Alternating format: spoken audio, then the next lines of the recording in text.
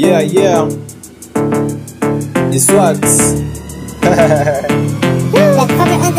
Okay.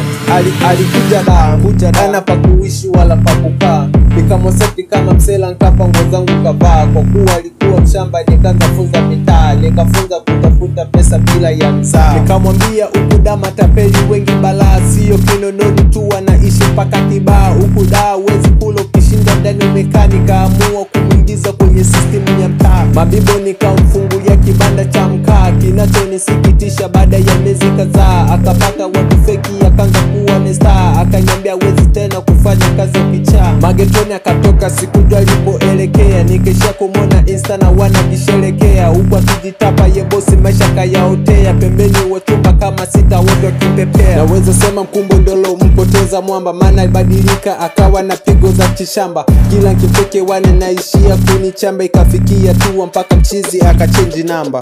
2 years later mambo yakabadilika. Ngume kilie seni naelekea kupasuka. Masela ghetto tabia zake mwamba wakazichoka. Wakapanga kumuua kwa kumkata na shoka. Taarifa Kimazabene akazipata. Akatoka Mikocheni akahamia Tabata. Akapata mshangazi jina lake Balbata. Kila alichohitaji kwa muda mwamba alipata. Ila Kimasabe alijisahau kupitiliza. Ikafika tu wa Balbata kwa namsindikiza. Mme wake Balbata kuna watu akawagiza. Akataka kulivenji Kimasabe kumaliza.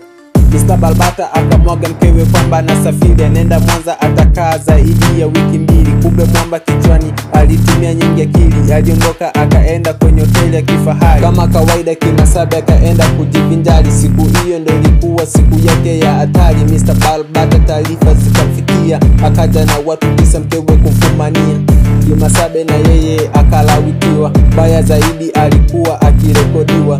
Balbata akala kichapo kazimia. Baada ya wote 9 kumfanyizia. Wakambeba kwenda kumtupa kando ya njia. Wasamaria wema ndiyo wakamsaidia. Baada ya miezi 9 kupita na tibiwa.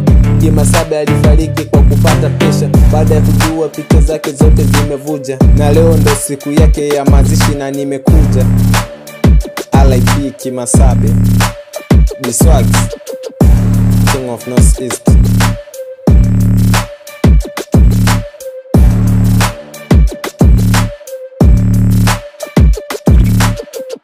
Let's on the beats.